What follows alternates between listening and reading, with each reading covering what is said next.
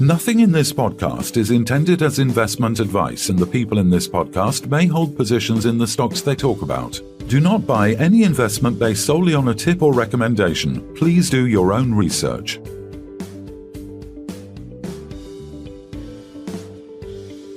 Hello and welcome to the Sunday Roast. It's Sunday the 19th of October. I'm Phil Carroll. And I'm Kevin Hornsby. How's life treating you, Kev? How's your week been? Good. Jonathan Swan's been here all week. We've been on the Mediterranean, chilling out, and we're about. I see he's been buying some silver. I saw a cheeky little photo. Have you been giving him the old silver bug treatment? He's been buying that silver from me personally. Oh, is he? We couldn't get it. I had to put an order in, and it's another 3 weeks to get it. So I gave him some of the silver I had, and he's taken that back. Yeah, you're brave. If the rate is going up, you better buy that quickly. No, I've bought it, but I've only got a piece of paper to say I've bought it.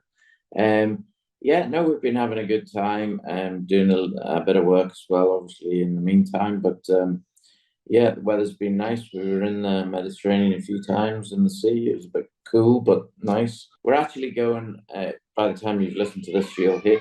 But tonight we're going to see that first movie I ever saw at the cinema.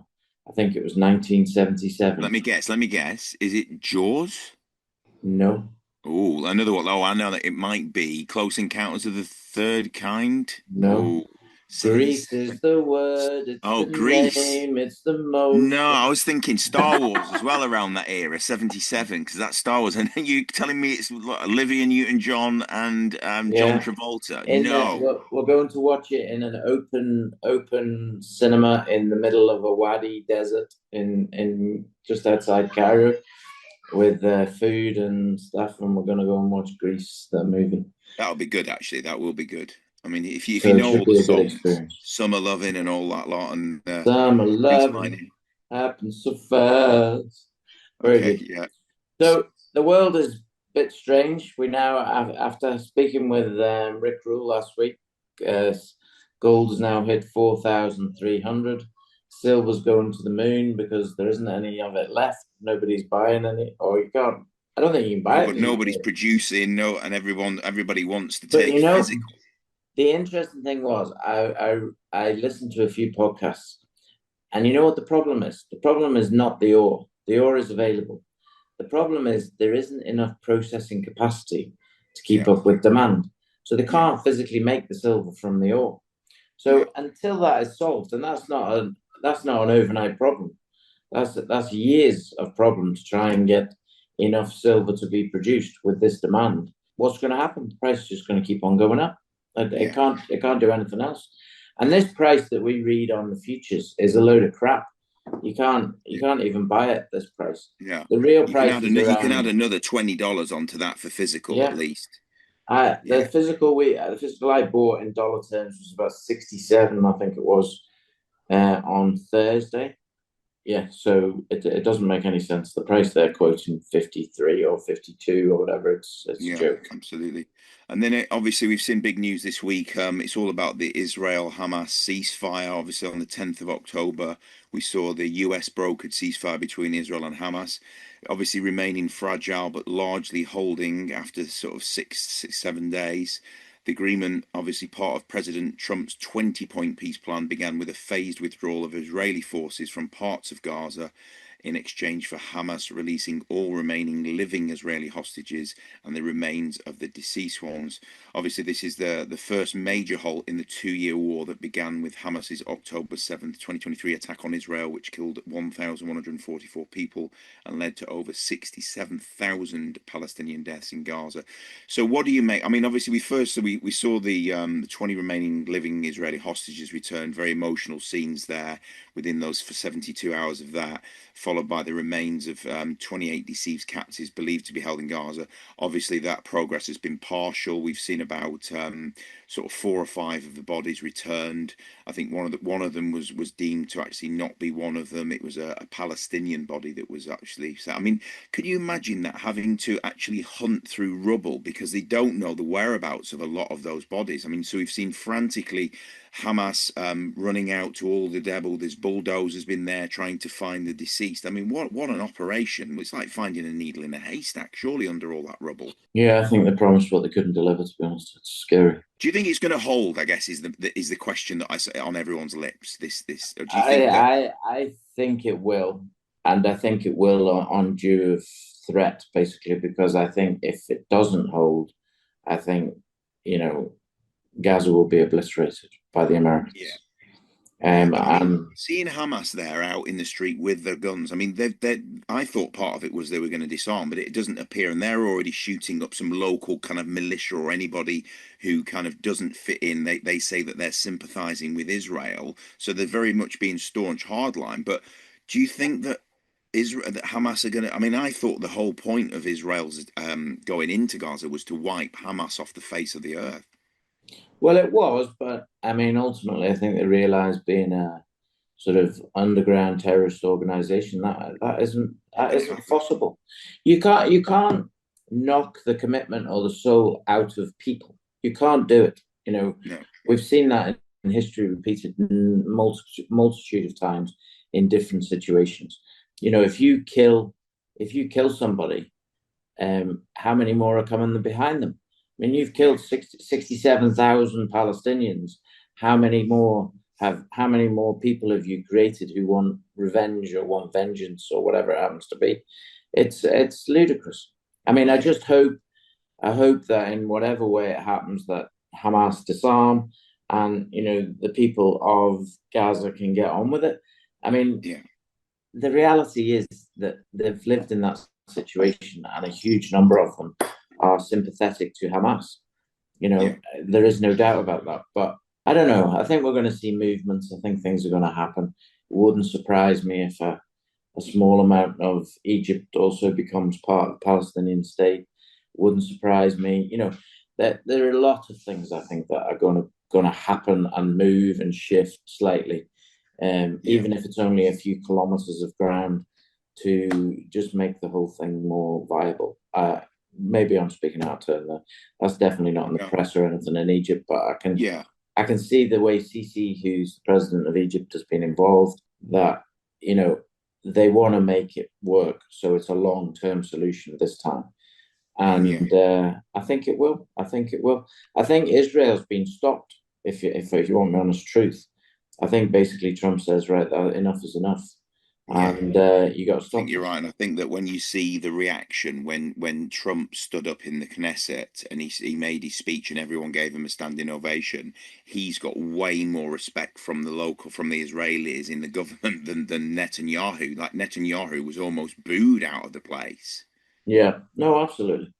Well, Netanyahu basically should be in jail if he wasn't the prime minister or whatever it is, the president. Yeah, but and then we've got everyone seeing whether now Trump's focusing on, obviously he's got the meeting with Zelensky today on Friday. He's had a very good conversation apparently with Putin about potentially ending things there. He's also almost threatening the obviously Ukraine have recently mentioned that they want the US to supply them with these Patriot, these cruise missiles, these Tomahawks, which can obviously reach further into Moscow territory or Russian territory and take out some of the strategic targets, whether they be airfields or power sites. What do you make of that? Do you think he's got the ability to then now negotiate a peace deal between Ukraine and Russia? I hope so, but let's see. Yeah. Meanwhile, everybody in the world is realizing that the US dollar's going to crap, and the dollars or the gold's going up, the silver's going up. We look like copper's going up, and the one thing that is going to be moving forward, because we're all starting to use it more on a daily basis, is AI. And what people, I don't think, quite realize is if this has to expand, the infrastructure required for AI is vast. Do you know any companies that might be involved in that? Well, I guess we can move on to our first guest this week, and it's a debut appearance for Paul Elliott, CEO of Active Energy Group, and Adrian Gleave, AEG's Chief Strategy Officer. Welcome to the podcast, gents. Great to have you with us. Thank you for having us. Good morning. Absolutely. Good morning, guys. Yeah, so for those of it who may not be familiar, Active Energy Group is an alternative energy company that's pivoted into one of the most exciting areas of the modern economy, sustainable digital infrastructure. The company is building modular, renewable-powered data sites designed to support the explosive demand from sectors like AI, blockchain, and high-performance computing. It's a smart, scalable model that combines clean energy with cutting-edge technology. Paul, let's start with a bit of background, please. So, for our listeners, can you just tell us about AEG's origins and how the company transitioned into this digital energy space, please? Yeah, certainly. So originally, they've been going for some 15, 20 years, and they have this license and technology and patents for coal switch, which again was great in concept. It works, but the implementation was a little bit more difficult. And they had one site going in North America. Coal switch essentially is an alternative to coal, but it's very, very sustainable, and it is a white burn as well. So great for carbon, etc. We then got involved when it was suspended from the stock market. They'd run out of cash. We basically transitioned then to find a way forward for it, which we've done with obviously different routes into the energy sector. Absolutely, yeah. And obviously, we just saw the recent news that you released a significant update confirming that 35% of your first 8 megawatt facility in the UAE has already been pre-sold before construction has even finished. So, huge vote of confidence there. Can you just talk us through the details of that announcement and why it's such an important milestone for the company? Yeah, I think we've got to start looking at where we've come from. What's the reasoning why we're focused on digital infrastructure rather than coal switch or any of our other pillars. But as we all see in the news, all the big tech companies are moving aggressively into this space. They're deploying a significant amount of investment in data centers and, like you said, HPC. So we, or some of our background and our contacts, we identified very quickly that the UAE, was a pioneer within the crypto world, but more importantly, it had a significant amount of capacity for power. And we were able to plug into that sort of surplus or excess power and therefore deliver infrastructure at a low cost. So we pivoted into what we call Bitcoin mining, but quickly realized that the volatility in the mining sector isn't quite where we wanted to be. So we focused more on the infrastructure. We put modular units in, which allow us to offer that to the AI hosting teams and also the Bitcoin mining. We're just a digital infrastructure play with ultra low cost power, human capital, which we utilize from remote workers from around the world, and low cost rent. Yeah, absolutely. Cheers for that. So just talk us through, because I mean, I don't think you've actually named specifically how how you're going to generate these assets. Or so you've obviously got, is it potentially solar power? You just alluded to natural gas fired power, waste heat, or surplus it's energy. It's a mixture of all sorts of power, which is being developed out in the UAE. The UAE are always forward thinking. They build the infrastructure before they build the businesses out or the residential market. So they always put in water, gas, whatever they need to do. And that is there's a significant amount of capacity. So we just take that in at a low cost. It may come from solar, may come from gas, may come from whatever power source that they're using. Yeah, absolutely. And I think in the RNS it mentioned that the site is expected to generate around $3.5 million in annual revenues, with kind of obviously strong 50% margins were mentioned. How does that feed into your, wider growth strategy, and what makes the UAE such an attractive market for that kind of operation? Well, again, as I said, we're the infrastructure play. So what we now need to do is build out enough infrastructure to attract larger clients. At the moment, we're at the sort of the bottom end tier of our clients who are looking for sort of the smaller clients. So if we build out the infrastructure to, let's say, 50 to 100 megawatt, we will then start to attract some of the bigger players who then can take more space from us, and that will fund the growth throughout. So, Adrian, just to pull you back to where is the electricity coming from? What deals does Active Energy have in place to make sure that the energy that is coming into these things is going to be profitable for Active Energy. So it's just the cost of power and the way that we can host the miners or the hosting data and overlay it and wrap it with low cost human capital. So it's long-term contracts that we get from the power companies where that power is ultimately generated. We just know that it's coming in from a number of sources. Okay. And so the 3,500 annual revenue is based on the fact that the plan for this first scenario is 8 megawatts that's then being built, but you've applied that that becomes 33 megawatts. When do you expect that will be okayed and you'll be able to sort it out? Okay, so it's 3.5 million of revenue, and the first 8 megawatt is already being built out now. So the infrastructure and the connections are already put in place. The upgrade, we have to apply to the power grid to get the substations upgraded and so forth. That's in the process as we speak. We haven't had any confirmation that we've got that, but we believe it will be here before Christmas. At the same time that the 8 megawatt comes live. So the 3.5 million revenue is on just 8 megawatts. Correct.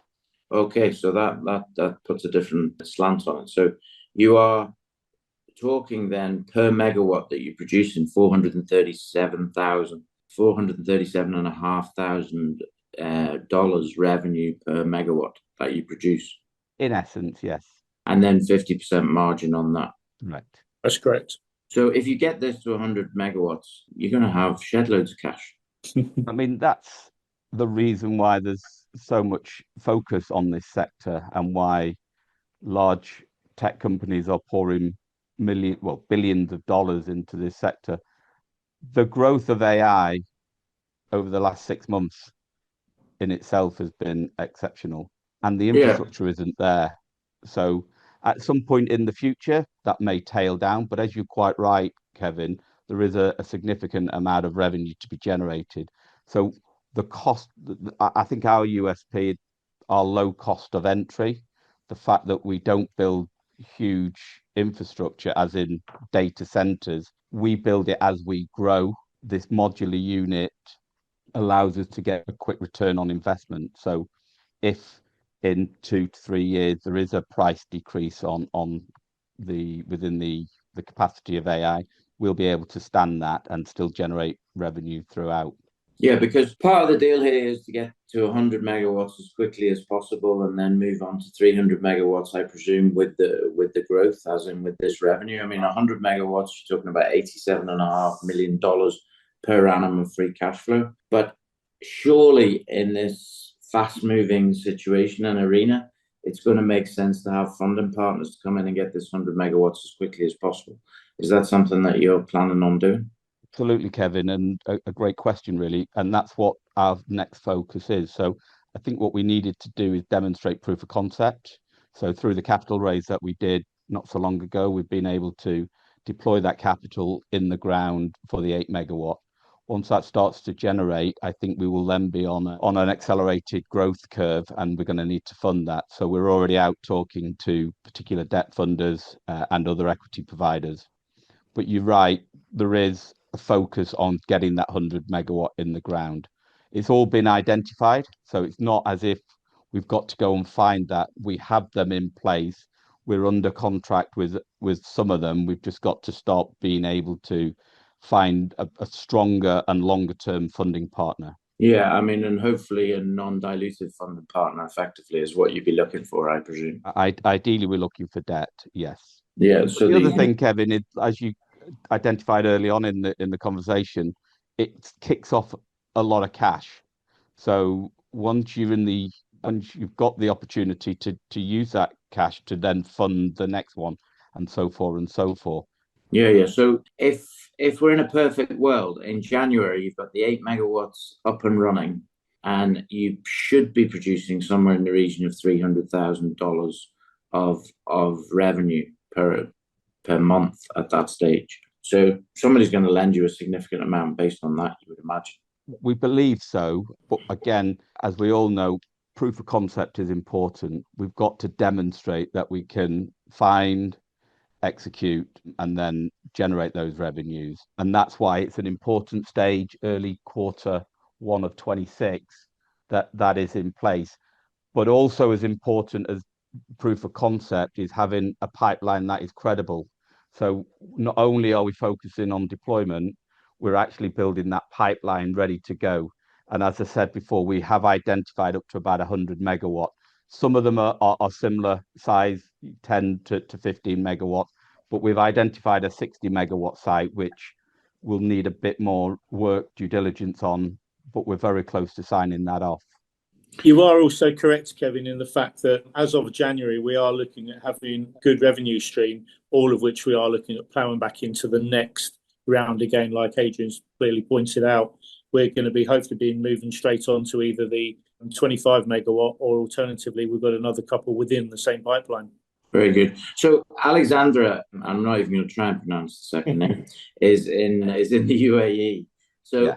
Is she the only employee that you have there, or is it a team of people? Well, look, Kevin, I think the way that AEG has come around is, certainly from the board's point of view, we like to try and keep the cost of the core, let's say, head office to a minimum. So therefore, we try and partner with people where we're not taking on board that cost until we've actually generating real revenue, because we're looking to our shareholders to help fund these projects, and what we don't want to be doing is we want to get maximum shareholder value by deploying rather than paying, let's say, operational costs. Yeah. Okay. So I'm going to be going out to the UAE, so hopefully I can meet Alexandra in the next few weeks when I go out, and she can show me what's going on. But from the point of view of this, if you execute this, your market cap of 3.5 million is comical, really. First of all, I think it's comical at the moment. We've got more than that in current assets on our balance sheet. One of the things that we did take over from the previous management team, we sat on about £3 million of stock of another company. But taking that to one side, you're absolutely right. If we can deliver this first 8 megawatt, we can then demonstrate that we've got a clear pipeline for 100 megawatt, and we bring on board a strategic funding partner. And I believe we could deliver that 100 megawatt within 9 to 12 months. Because of the way that we've structured the business, we're able to, it's a modular deployment. So as soon as we get confirmation we've got access to power, we then can deploy the infrastructure. And very quickly, we will be at 100 megawatts, generating a significant amount of cash. Yes, our probably cost of operations may go up, but it won't be significant because, again, as I said before, we try and use partners all the way through. So as our revenue cost, it's just a cost of revenue rather than a fixed cost. And then by that time, if we can put the 300 megawatt pipeline together, we're in a completely different phase of our growth. Yeah, and then I presume you got other countries as well that you can go to. I'm intrigued by what you said. You got 3 million in stock in another company. What is that, and is it listed, or is it an unlisted entity? No, it's an unlisted. So it's an unlisted company called Alpha Prospects. They've got, they quote their own value at 97 million. They've got a lot of clever inventions and patents, etc. It's mainly sort of a scientist group, and of capital. They have got capital backing as well. But a long time ago, there was a chap there called Chris Foster who was working at AEG on the coal switch, and he set up this other thing, and we've ended up with these shares that we've inherited. So yeah, you are completely right. You could do the math with our holding. It's all there in the open. It's 3.5 to 4 million pounds worth of value in an unlisted company. We've got the coal switch patents, we've got the licenses for it. There is all value there, and obviously we've got treasury money, we've got money in our bank account, and any money that we have got has been spent on infrastructure in the ground in the UAE. So yeah, I mean, we certainly are undervalued if you're asking that question, Kevin. Tell me a little bit more about coal switch. What does it do so people can understand? It's basically a coal replacement. It's derived from waste wood. And if you were to liken it to anything, it's like putting AdBlue into your diesel car, it takes out a certain amount of carbon emission. And what it was designed for was to go in alongside coal power stations to help reduce that carbon emission. Okay, so it is a product on the market that's being used? Unfortunately, not at the moment. We own all the IP. As Paul indicated before, previous board took some wrong decisions, let's say, and never quite developed it out to a commercial product. What they did do, they proved concept. They proved the product actually works.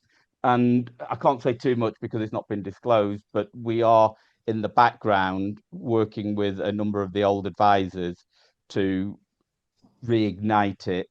But I think the focus. That was a pun, Adrian. That was a pun. Reignite it. Stolen jokes. Like a few puns in the air. But I think, Kevin, as well, if you actually read up on it, cash. If you read up on it, Kevin, you will see that it does tick all the boxes, and it is something that is really clever, and it needs to be done. It burns hotter than coal, it's cheaper, it's more sustainable, and as Adrian pointed out, it ticks all the boxes on carbon footprint, etc. So yeah, I mean, it's there and it's still in the background, burning away, as it were. So Alpha Prospects, I presume, holds many more things than Cold Switch. They don't own like an incubator. If you were to liken it, it's an incubator of really clever clean tech. And as all these businesses are, it just takes one to catch on, and it'll be significant. So, but Cold Switch put it in the back. Cold Switch is part of Alpha Prospects. No, but you own the patent. No. Cold Switch is purely AEGs, nothing to do with anyone else. Okay, very good. Now, we looked, when you originally talked about what you were going to be doing, you obviously infrastructure of the digital, but you also talked about solar rooftops. So just tell us a little bit about what your plans are for the solar rooftop business. And yeah, it's a bit maybe less exciting than some of the others, but it could produce some nice income. So tell us a little bit more. When we looked at recapitalizing the business and putting a strategy together, we realized that deploying cash into proprietary technology isn't always a sensible move. We need cash in the business. Solar, it's like vanilla. It's a very easy business model to follow. We have access to about 30 megawatt of rooftop space, and what we call rooftop space is above large warehouses or large buildings where it's an owner-tenant environment. They want to place solar on the roof to generate low-cost electricity, but also it helps with their ESG, certainly if it's large corporate organizations. And what we do, we've got to build out from somewhere between 100 to 250,000 pounds.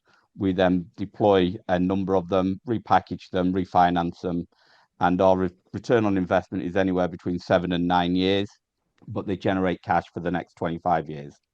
So it will be a long-term cash generating business. If you were to put it into that matrix, this would be like your cash cow in the long run. It would just continually generate cash with very little oversight. It's a pretty safe one, Kevin. It's also index linked as well. It ticks all the boxes for your bankers, etc. It's just slow, steady growth. And which country or where are you specific about where it's going to be? The UK? All in the UK. Do we have enough sun in the UK? We have enough of these, yeah. Yeah. I was going to ask that actually, because you obviously the 300 megawatt is your sort of longer term goal in the UAE, and you talked about 1 gigawatt globally. Have you identified any other countries other than the UK and UAE where you could potentially roll this out? I think we're at the start of a journey, and I'm a great believer because I've seen businesses before where they suddenly get too big too quickly. I'm a great believer of let's do something and let's do it really well. And once we've done it really well, we can then step out of our comfort zone, and more importantly, we can fund our own development. So if we do make a mistake, okay, we've made a mistake, we can step back again. But at the end of the day, 300 megawatt in the UAE is a sizable business, and from our shareholders' point of view, that will be a really good return on their investment. And more importantly, we can deliver that in a short space of time. So within 36 months, we could be at that stage. And I think that's not a bad business from being 12 months ago where the business was literally bankrupt. Yeah, I mean it'd be absolutely incredible. You'd have $125 million if it carries on free cash flow per annum from that business alone. Maybe you have some solar, maybe, as you say, Coleswitch can be operated or spun out in some way, which you guys are going to get a benefit from. We haven't really talked about the treasury, but it's not really a big part of it right now. And you've got the Alpha Prospect stock. I mean, basically, if you achieve what you're telling us, 300 megawatts within 3 years, this is £1 billion company. You're right, Kevin, I'm a realist in the sense that if we deliver 100 megawatt in the next 12 months, I think we'll be a business that has done extremely well on a market that is not seeing a lot of growth. So we will be a darling just in AIM if we can deliver that megawatt at those cash streams. Yeah, absolutely. No, I can see that there's massive potential. So I'm coming back to you, Paul. What do you see as the catalyst going forward in terms of the business? How do you see people are going to realize, your potential? Well, I think first of all is the delivery on the first 8 megawatt, and as Adrian pointed out, that's proof of concept. Cash generating in January, that is the big thing, and an easy rollout. It's not like doing something in the UK where you've got to get your planning and you've got to wait for everything else to be in a line. It's a lot easier in the UAE. There's a lot. Obviously, you've got all your permits, etc., and everything, but they're more friendly to people that are trying to grow in the UAE rather than over here in the UK where you are held back a little bit with the red tape, which we all know. So I think that's going to be our first catalyst on where we're going to be going, and that's going to be the easiest and quickest one, because how many other businesses can you say within, quite rightly, within 12 months or so, we could literally be up 100 megawatts?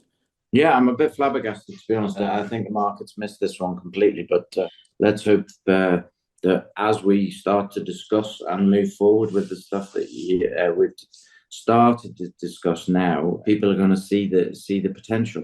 I mean, even the 8 megawatts, 3.5 million of revenue, annual revenue, 1.75 million of free cash flow, you're going to be worth significantly more than you are now, especially when the vast majority of the market cap now is covered by this Alpha Prospects.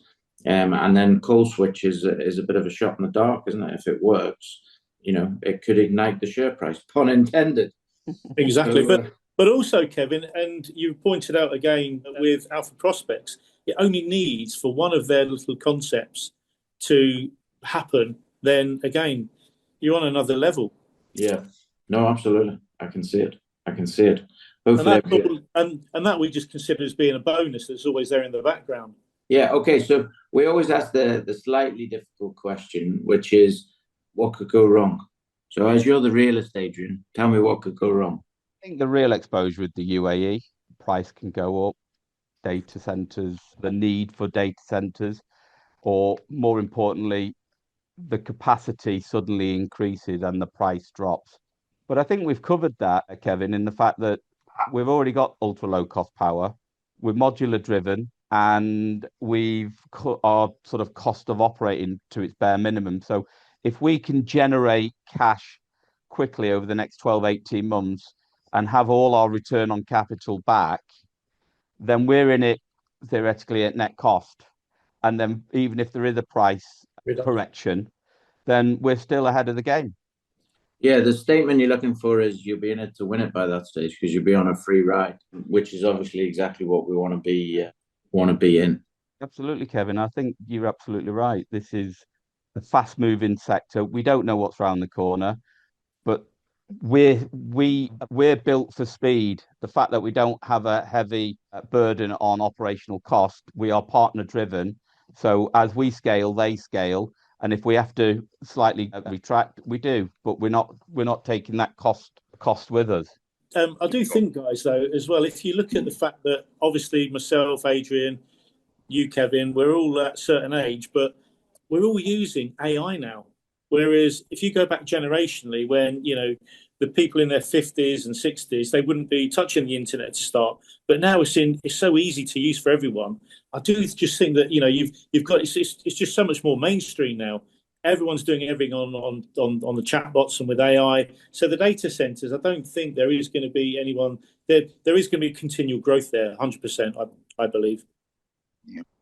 Well, that's the hard question out of the way, as Kev said, and onto something slightly harder. You're on the Sunday roast. What is the perfect Sunday roast in the Elliott household? I guess we'll start with you, Paul. I'm a traditionalist. It's got to be beef, but rare beef. Nice. You actually caught me out with that question, I'll be honest with you. Paul, we have to ask you, because you are a Southern softy born. Have you been manipulated to the gravy, or are you still dry as a bone? I am definitely a gravy man, but I don't like it too thick, which is my southern side, I think, isn't it? And what about the horseradish? Are we talking creamed horseradish, so it's just a nice taste, or you want your head blown off? I like my horseradish hot, yes, definitely. Yes. Oh dear, that's not my idea. Adrian, okay, what proper northerner? We're northerners, so we like plenty of gravy, plenty of horseradish, and beef with Yorkshire pudding. But what I was going to say, I do have a little website called Best Sunday Roasts. Oh, brilliant! Wow. So I lived in London. I couldn't find a decent Sunday roast, so I put a little website up saying Best Sunday Roast. Go on then, share as the URL, and we'll put that in the description. And if anyone's hunting out, presumably you've updated that, or you keep it live. Yeah, it's taken a bit of a back burner because of I fly in and out of the UAE a lot. So yeah, we need to reinvigorate it and probably do Sunday roast out in the UAE. So the next move. Yeah, so it's bestsundayroast.com. I think you can turn it into Benidorm, you boys. I think it's a bad idea there. We need to put the link to this podcast on your Best Sunday Roast then, for sure. And then you're going to have people listening to what you really do. But that's very good. The other question that Phil normally asks is, go for your other question, Phil, like the best thing. Yeah, what starting with you, Adrian, what's the best advice you've ever received or heard? Probably my father.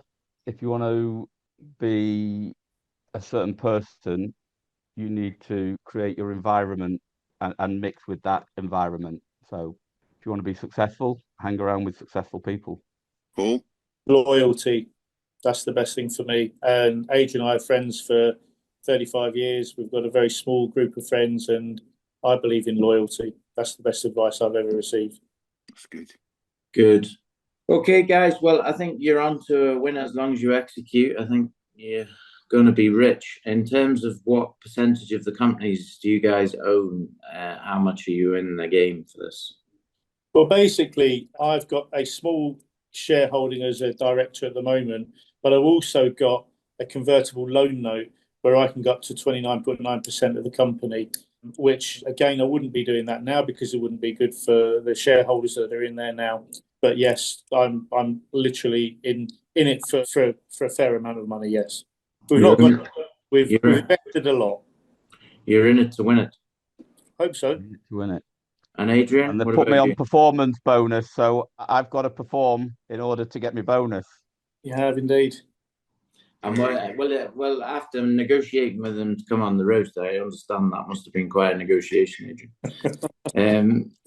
I think the main thing here is under promise, over deliver, and I think that's been our motto from the start. Brilliant. Okay, on that note, we'll say Paul Elliott and Adrian Gleave of Active Energy Group, thanks very much for appearing on the roast. Thanks, Phil, and thanks, Kevin. Thank you, Kevin. Thanks, guys. Let's move on to our second guest this week. We're joined by Colin Bird, seasoned mining engineer and veteran of the industry with over 40 years of experience. Welcome back to the roast, Colin. How's life? Well, thank you for being invited back. And life is it's hectic, isn't it, for all of us, I guess. Quite a lot.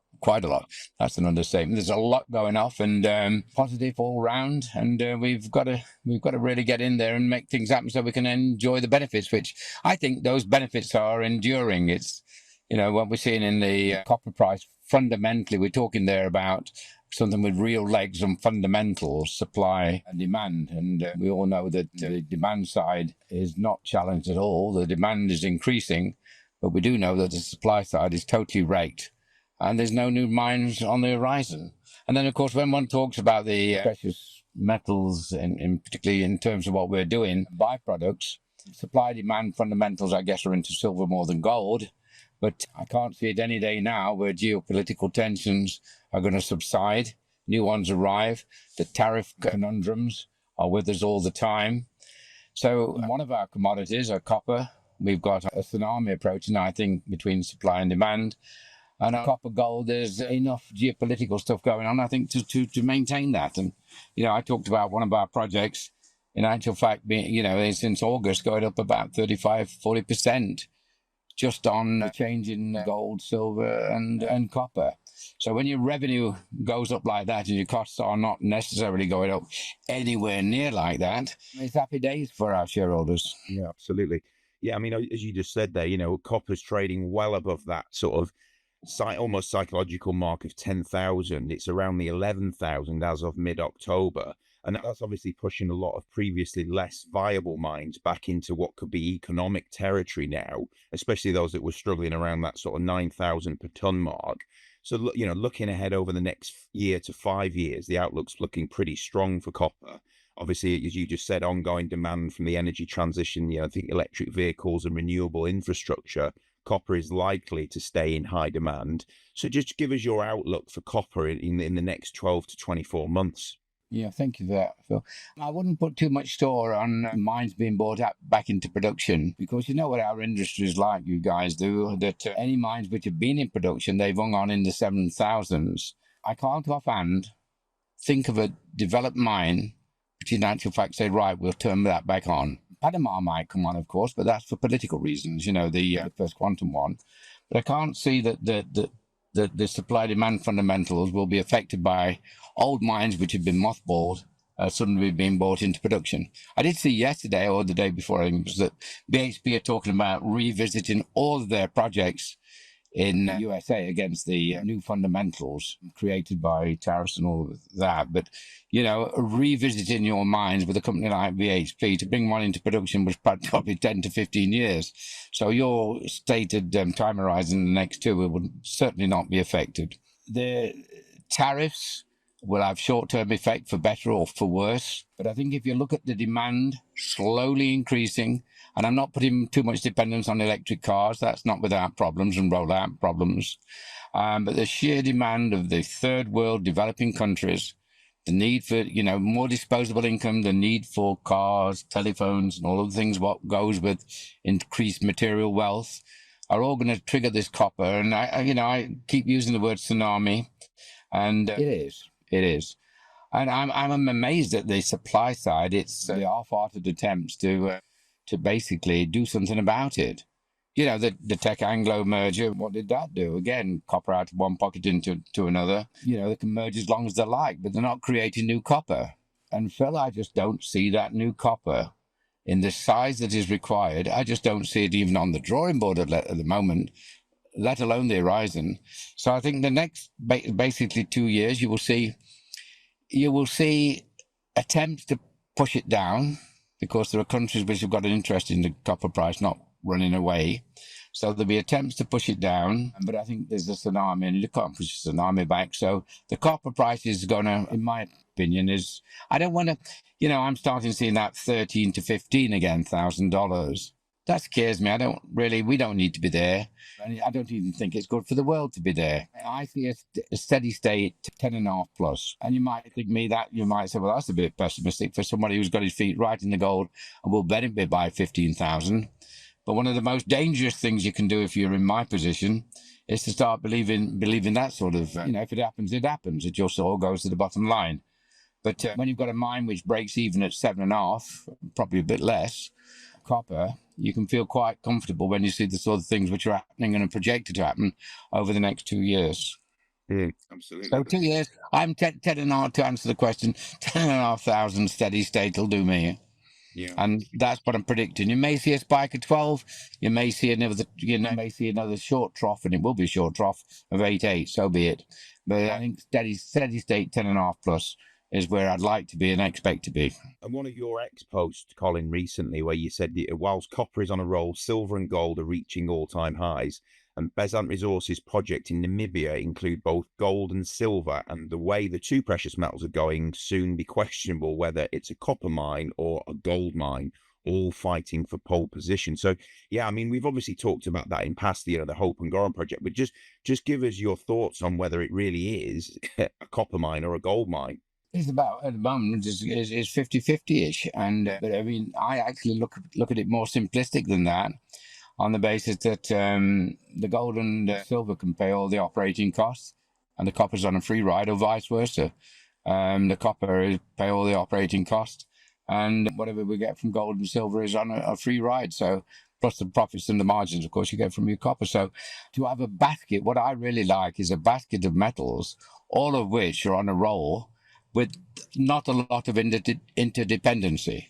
Copper is responding to pure industrial fundamentals, whereas gold and silver are responding to geopolitical uncertainties and as the alternative store for the alternative currency. So there's not dependent fundamentals, and each one has got its own legs, and that makes for a very strong basket. It's interesting, isn't it? Because the general idea is that copper is a base metal and gold is a precious metal, right?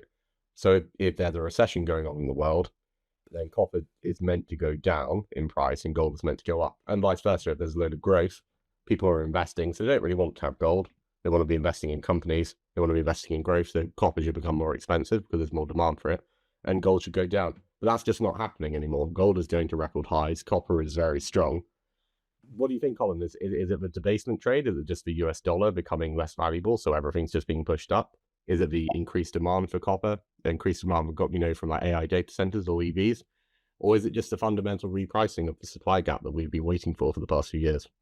It's all of those. Plus, it's paydays come. Paydays come. I said this in 2006. We had. I think people probably got very short memories, but in 2006 I was preaching, oh dear, this is payback time. Now you're seeing these metals come forward, and you're seeing a tremendous investment in exploration. It's payback because we've underinvested in the search for these commodities and these metals. Then came 2008, and it wrecked all of that. And Charles, it never came back. Then it came 2021, and that the small industry, the perspectives, the future of these metals, basically had 5 or 6 years in the wilderness. So you've got a collection of total underinvestment in finding new supplies. You've got chief executives of major companies who are driven by dividends. And I was always taught, if you act 6 monthly, then you start thinking 6 monthly. Yeah. And CEOs of the major outfits must be thinking 50 years ahead. And I'm afraid, the world is going to pay dearly over the next few years for underinvestment in the global resource industry. And so it's a collection of all those things. And I think I do see a correction in the major stock markets, for the major companies, but I really don't think that will affect us, because the surge for basics, when we're talking copper, we're talking about basic materials. The surge in demand, I don't think will be stopped. It may be slowed, Charles. That's why I'd sooner back 10,500 than 15,000. It may be slowed, but nonetheless, that trend upwards will continue, and the supply will stay where it is now, or even drop off a little bit with some of the negative political aspects which are coming out of Latin America. It's where a lot of the big mines are, and it's where a lot of the sort of political unrest is. So I'm not even worried about a recession, depression, call it what you like. Obviously, demand is going to drop, but the actual curve is going to be going upwards and progressing upwards, and the supply side will remain raked. I keep quoting that. I probably never missed the opportunity on a podcast. If you're going to build a big copper mine, you need 10 to 15 years. And Phil and I were talking about the next 2 years. I think you can comfortably talk about the next 5 years being a very, very difficult period for people who are wanting copper. And you're seeing it now, the end users are going straight to the market, and going past the traders. So when you start seeing that, you see that the end user is more worried about will he have his metal than what the cost of the metal is going to be. And that to secure one of his major cost items, the price, is a sensible thing to do. And then you're seeing a lot of, particularly coming from India, you're seeing offset programs where they're investing in the copper industries. But all the money is going to the majors, and it's just beginning to trickle down now to we juniors. And I don't think, I never liked the expression juniors, but to the emerging mining companies, the money is beginning to trickle down us. The sort of approaches we're getting are different than they've ever been in my career. You're starting to notice it, aren't you? Yeah, 100%. It's changing, but the fundamentals will change. But I think that the surge, particularly for copper, is basically unstoppable. Well, I think if you have this massive supply gap, and we've been warned about it for the past 4 or 5 years already, and now you're starting to see it come through. But actually, as you say, if you want to build a big mine 10 to 15 years, or do you want to build 20 or 30 smaller mines and get them up and running, maybe 2 or 3 years, or even sooner in some cases, it's kind of, it's almost like they don't have a choice. And the majors, I think one of my bugbears with them over the past 2 or even 3 decades is their exploration spend has just got smaller and smaller and smaller. And so they're in a position where they probably want to develop new major mines, but there aren't any because they haven't spent any money looking for them. So basically they're caught between a rock and a hard place now, aren't they? Is what it feels like over the medium term anyway. Summed up in one. An absolute perfect summary, because it's no good, like you say, the wishing, but wishing doesn't help too much. The reality is the money hasn't been spent, and as I said earlier, I think that more is echoing my words that the payday is going to come for a lack of investment in exploration over the last 25 years, plus the period between 2008, that's another 16, last 40 years. That's an awful long time, Charles, for not to be doing what you should be doing as major mining companies. And the new business department now consists of a bunch of guys whamming computers and probably two or three geologists. And then they're going out for the discoveries, and there haven't been any real big discoveries. So merging between one another is not going to help. It doesn't create new copper. Right. And they basically face the fundamentals in their drive for dividends. They've lost sight of the fact that quality earnings means you can replace the copper. And in 10 or 15 years' time, you're still producing as much, and if our demand cycle that we project is right, not only have you got to be producing as much copper, you've got to be producing significantly more copper. And Charles, I just don't see that. And then you make the comment about we need 20 small mines. Several of the major mining companies now are adopting a small mines policy, where if you'd have mentioned it to them a year ago or 2 years, they'd have run a mile.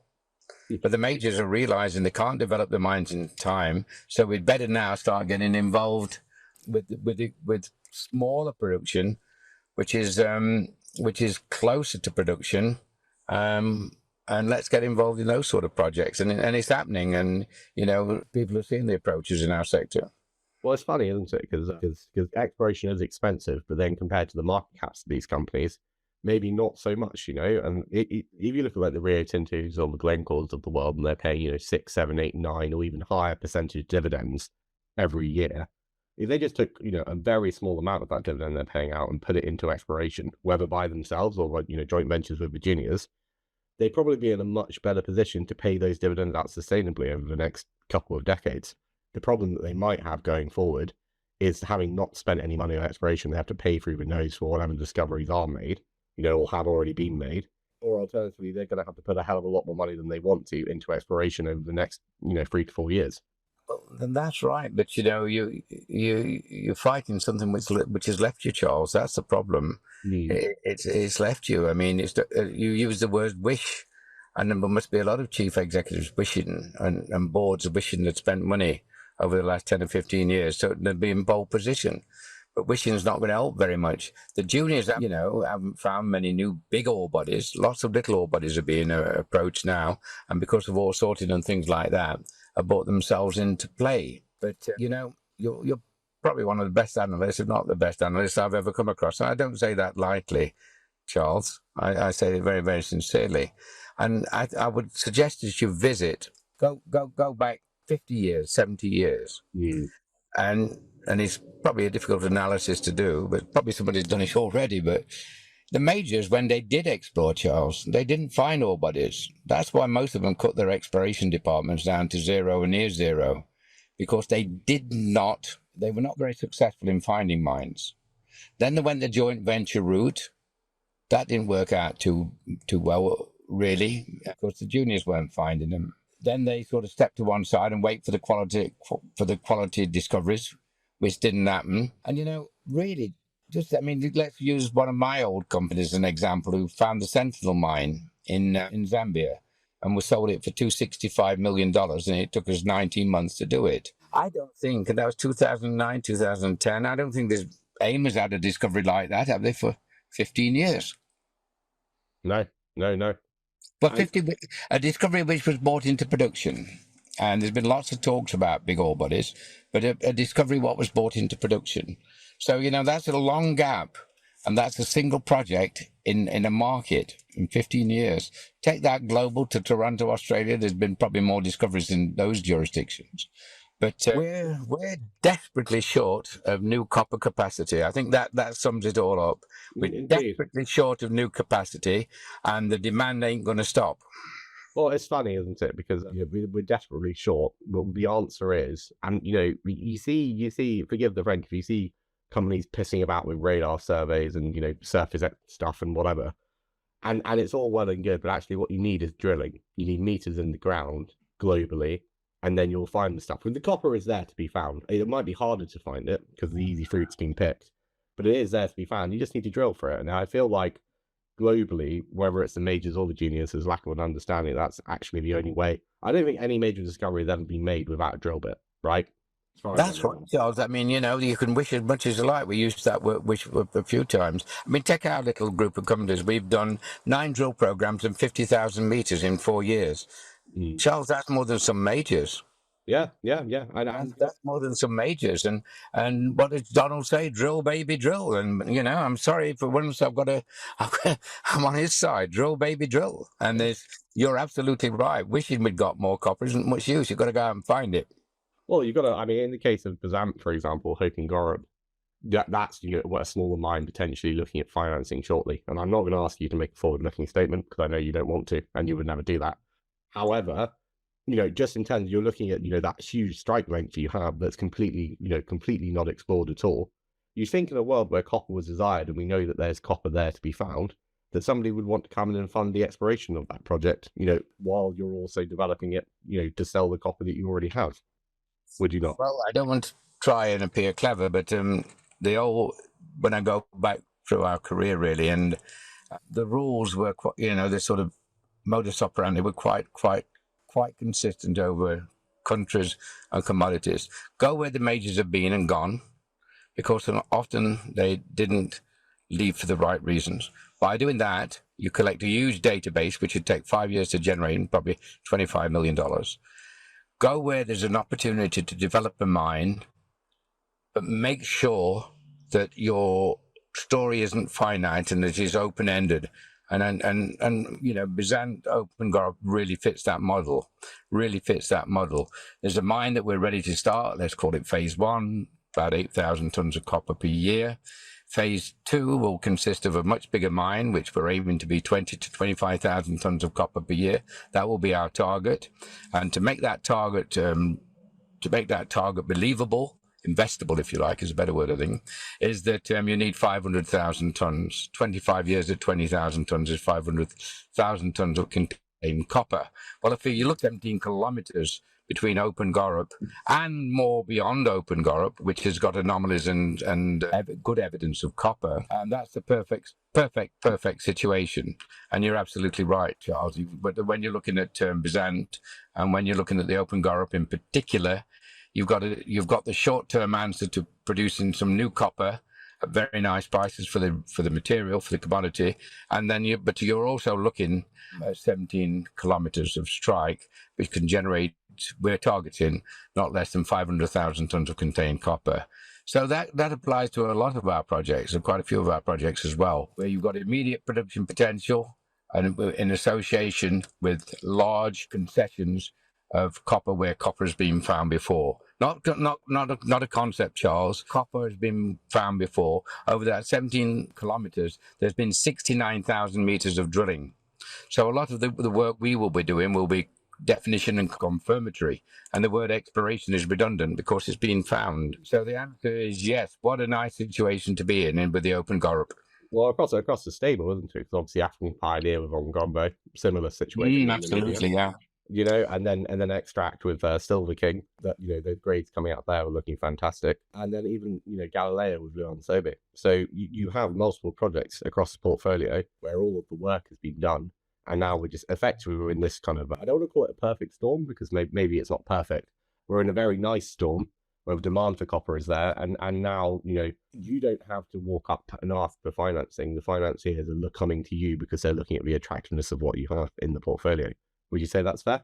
Yeah, I would say, and I don't want to be arrogant in saying it, but we started the mission in 2017. We saw it coming. I have to say that I've been surprised it's been taken so long for Wake Up to come. I am totally amazed that Wake Up hasn't totally come yet. You're still fighting for every penny you get into your companies. And I just can't believe it took Donald to wake up. I mean, these Senate committees, you know, on strategic metals, they were started in 2010, 2008, and they've done nothing. It's the stockpiling, right, more than anything else, that they're now starting to stockpile, but they've chosen to start stockpiling when metal prices are, you know, multi-decade highs, and sold off all their stockpiles when the metal prices were super cheap. You kind of, you know, the metals don't go off. You know, they're not like, you know, a loaf of bread. There seems to be no logic behind it, behind any of the sector, is what it feels like to me as an outsider looking in. I mean, what do you think? I'm totally confounded. I'm totally confused. I see lots of people jumping up and down, making lots of noise. I've seen it for the last 3 years, but I've seen zero action. I've seen the junior sector fight for money when he should have been the darling of the city 3 or 4 years ago in anticipation of this. So a lot of what's happening in the world, I think, you know, confounds a logical person. They can't just understand. You don't really need 4 years at Harvard to you know, the debate we've been having. You don't need an MBA for the we've been having. If you don't replace as fast as you take out, Charles, you're in trouble. But when you're actually using much faster than you're producing, you would have thought these analysts and these CEOs of these major companies would have set the stall out, and in actual fact would want to be front runner in their inventory.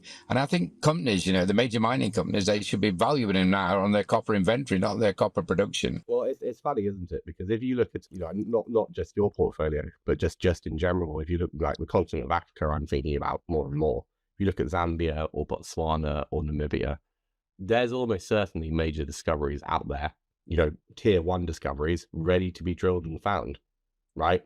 And the sooner, it's kind of like, it's really funny. It's this mentality that the majors have, which is we don't want to invest the money now because we might not find it. And then even if we do find it, it'll be 10, 15 years before we get it online. Well, you'll be, you know, in 10 or 15 years, that time is going to pass anyway. So surely you want to start getting ahead of it, even if you've left it very late. And yet they don't seem to want, like, why is the exploration spend not increasing massively now? Well, I think there is the realization the boat's left, you know, and they missed that boat, and they see they only open now, and that's why you've seen the mergers. The easiest way to get out of that mess is to go and buy you know, doing a merger like Teck and Anglo. That's why BHP went after Anglo. So that's so short term. That's just keeping the dividend going, keeping the growth story going. Wanted to be biggest on the block. And we saw it with the banks, and now we've seen it. We've also seen it with the mining companies, too big to fail. That's not the case. So we're talking about a train what's left the station. The only redress, quite frankly, is the available mines, and they would go some way towards the redress. Like you say, there's a need now for even government-sponsored, but the major attack on finding new metals, new mines, and of course, what comes into the story is regulations, like it did with the banks. You've got to re-examine your regulatory, environmental, permissioning, and you've really got to basically streamline and fast-track the business. But the world is in a mess for metals. I gave a presentation in London, I think it was 2 years ago, March, And my first, I was there. I remember. what was the opening slide? We fought wars over oil. We might fight wars over copper. Yeah, I remember. Yeah. I was a little bit tongue-in-cheek then. I was a bit tongue-in-cheek, Charles. But if I was to say it now, I wouldn't be tongue-in-cheek.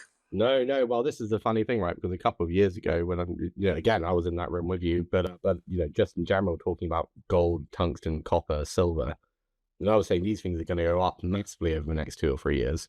No one was paying attention. Nobody cared at all. And now that we're at record pricing, suddenly everyone wants to jump into the trade, which always seems to be the way, doesn't it? Yeah, my problem is it was so obvious. Yeah, it was. I don't feel I was particularly smart. I don't feel I was particularly predictive or analytical.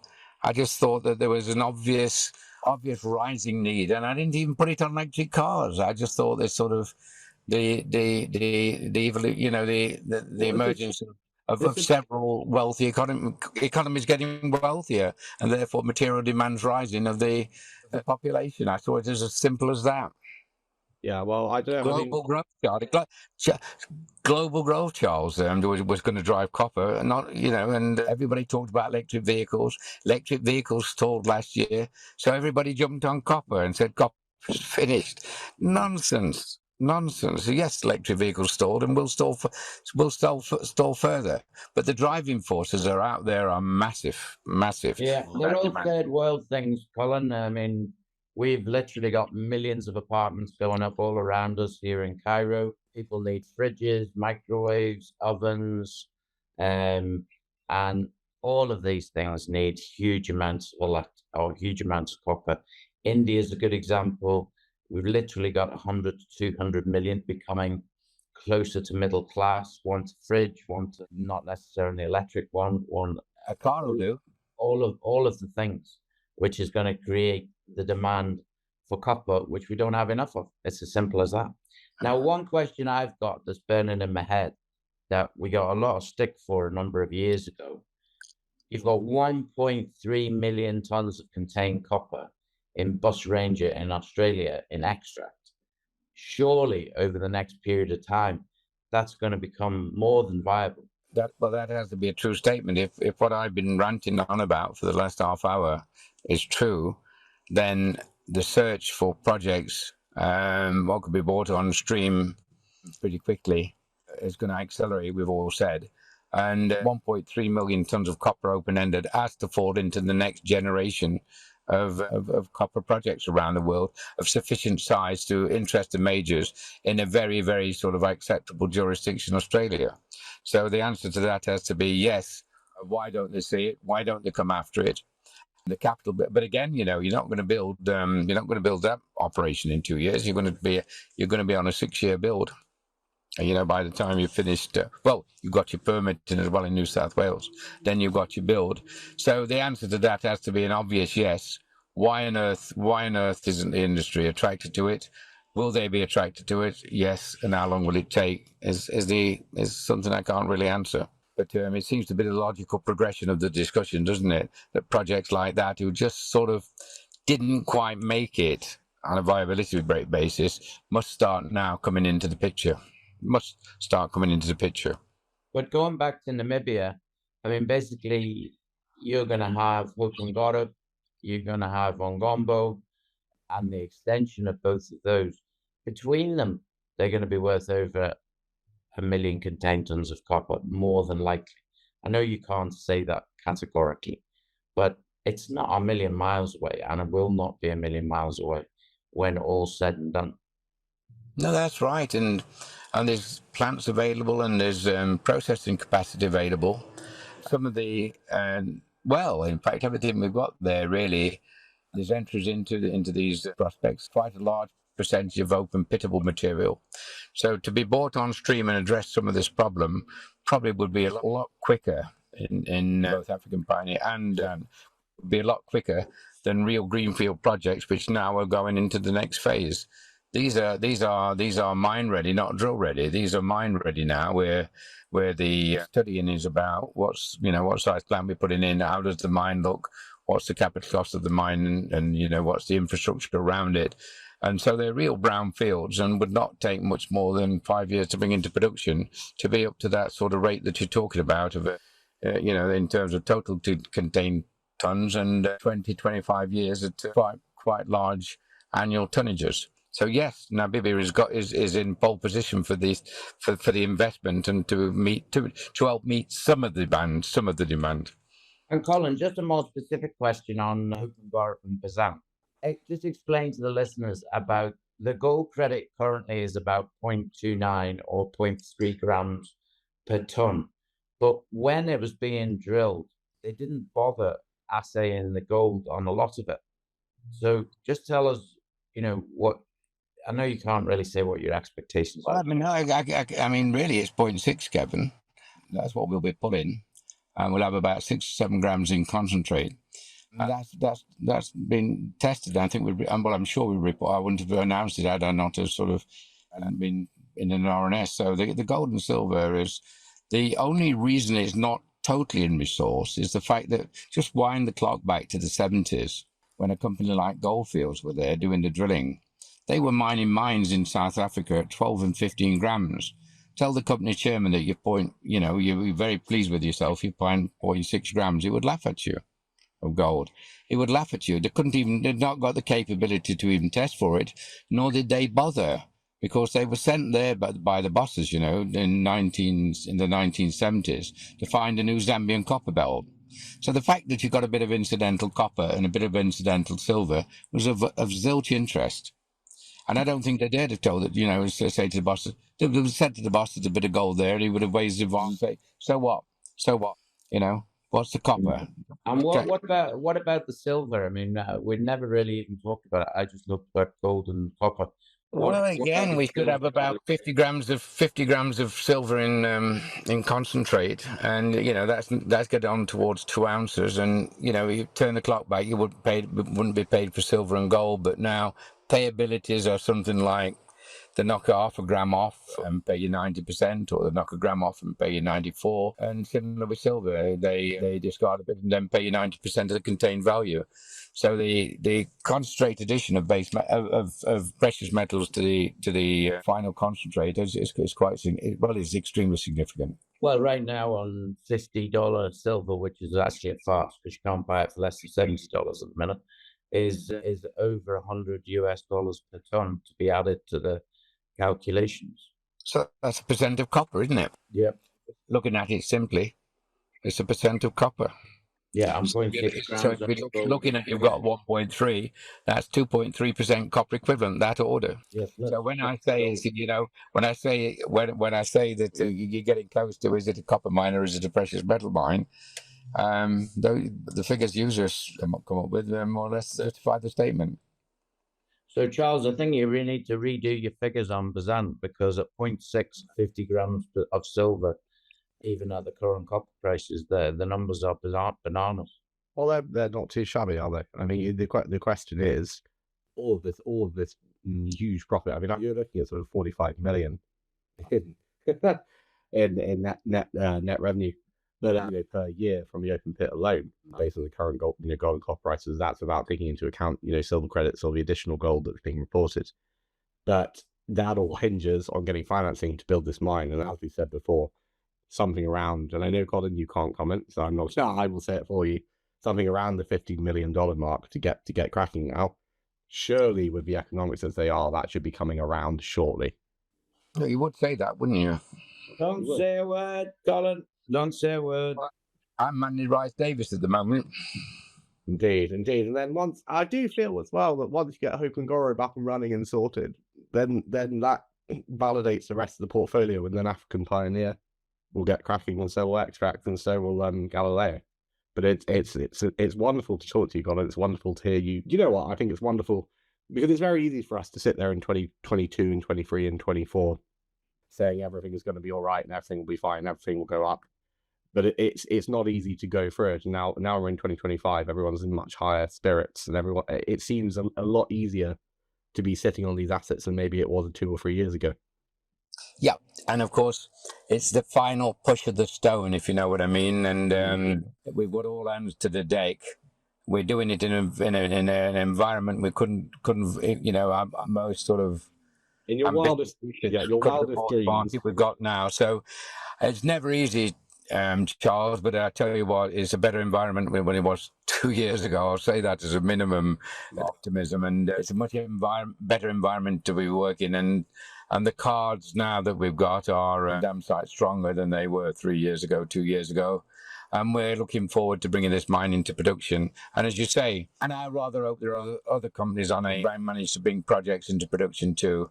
Because if anything, our shareholders, the market, the AIM market, the junior sector needs success, it needs the credibility of production, and it needs the credibility of forecast being met, both in terms of quantum, grade, and forget revenue. We don't handle the revenue, but in terms of against revenue, margins achieved, and profits achieved. So I think that whether it's Bizant, and I'm doing my level best to make sure Bizant is the front runner on AIM, but whether it's Bizant or someone else, the market really needs that success. The shareholders deserve the success. They've been long suffering, and I'm doing my best to make sure Bizant is the front runner in delivering that success to the market and to its long, I won't say suffering, but to its shareholders who have basically supported the company for a long time. It's often thought we don't appreciate that, Charles. We do appreciate it, and we know what it's like to put money into a project and wish you knew more what was going on, but understand that the company is unable to share everything with you. Our supporters, our shareholders and supporters have been very, very loyal, and we thank them for it. And I'm doing my level best together with the team, and we've got a nice team. We've got a good team. And I'm doing my level best to make sure we deliver both to the AIM market, to the UK market, and in particular to our shareholders. That's my only one goal at the moment. I'm so focused on bringing this into production that you wouldn't believe it. Sounds promising, Colin, and we thank you for appearing back on the roast. So, Colin Bird, thanks very much for your time again. It's my pleasure. Thank you very much for inviting me, and let's look forward to the next few months. Thanks, Colin. Cheers, Colin. Thank you. So, okay, let's have a look at some of the movers and shakers of the week. ECOB, Eco Buildings, they're up some 150%, Kev. Just give us a sort of review of why you think they're suddenly up, because obviously there was news about the Serbia, there was news about rollout in different regions. Just give us a sort of big summary on where we are with the Eco Buildings. Well, they were massively oversold for a start. The market cap was crazy considering some of the deals that they've got. This is actually a company that's got a real social thing involved in it, in terms of being able to produce very low-cost housing for people in poorer countries. And if the finances come in for all of these different projects, it could absolutely rock it. I think it's only just begun, basically, is my view. And I'm actually working with a guy called Vilius. He's a guy from Finland, and he's actually doing a whole proposal at the minute with Eco Buildings to look at how we're going to get the funding involved for the different projects, because there's going to be special purpose vehicles for each one. So yeah, watch this space for that. We've been doing quite a lot of work on it. I personally think it's a very honourable business, as well as being, it should be an incredibly profitable business as well. So it should be interesting. Very good, yeah. Euro Metals as well, up some 100% on the week. We've not really looked at Euro, but what are your thoughts? I know nothing about it other than there's been ramped to high heaven all week, which is good, but I don't know anything about it, so there's no point in me even saying anything. Yeah, it's the Zeb nickel project in Mokopane in South Africa as well. They've just had a combined ground gravity and frequency domain electromagnetic survey over 2 priority targets at that. So it looks like things are moving at that project. We've also seen Kefi up some 50%, Kefi Gold and Copper. They announced that the signing of the $240 million debt financing for the Tula Kapi gold project in Ethiopia is now expected this week. That was announced earlier in the week. So what are your thoughts? Is that this week, this year, or this week in 2030? Yeah, the joke of this, was it Charles saying it's only been 1,000 years in the making, this one, but I genuinely hope for all shareholders it comes in, but I mean, there's been so many false dawns on this that I'm not in it, and I'm not struggling. I'm not, like, I have no idea really, to be honest. But I mean, listening to Colin Bird, and listening to the guys at Active Energy, I think, there's some amazing opportunities going in there. You've got Bazan, you've got African Pioneer, you've got Galileo, you've got Extract, you've got Active Energy. All of those stocks, in my view, in the next few months and into next year are going to excel. They really are. I can't see how they're not. We've had a bit of a wobble on the old Bitcoin as well. That's actually going to really help Amazing AI as they start to commit funds to buying the options on the Bitcoin. So rather than be buying at 115, 120, it looks like they're going to be 1.4 or below, which is what it is now as we record. So there is a lot of opportunities on the market. We need an update from Chill as well. I was speaking with Callum this week, so hopefully that's coming at some stage next week. I mean, we had a bit of a wobble on Friday, didn't we? But I think it started to recover even after we were recording. So there's a few people went to cash, I think, and in the small cap market, when a few people run for the doors, then things wobble.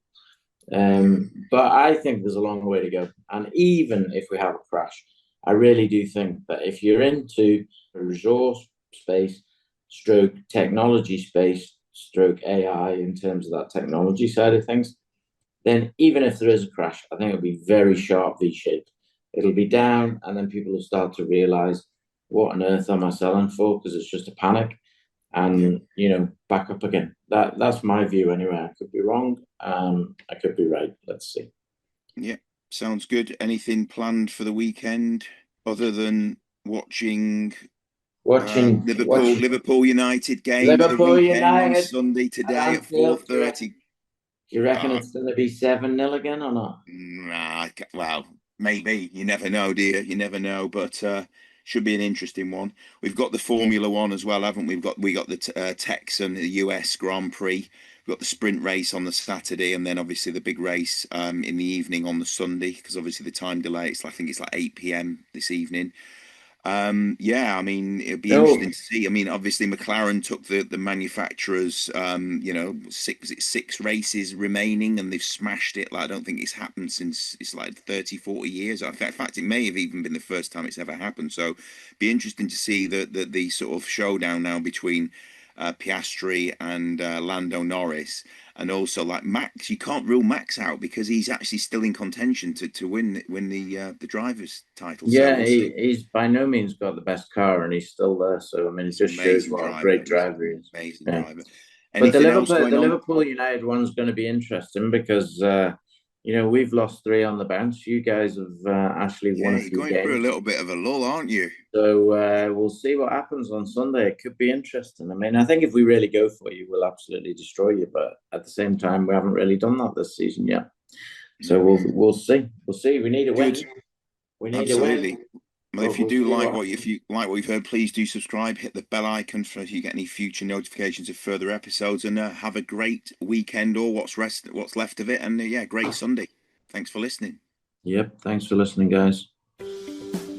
This podcast was brought to you by Roast PR Limited. If you would like to appear on a future episode of The Sunday Roast, please email admin@thesundayroast.net.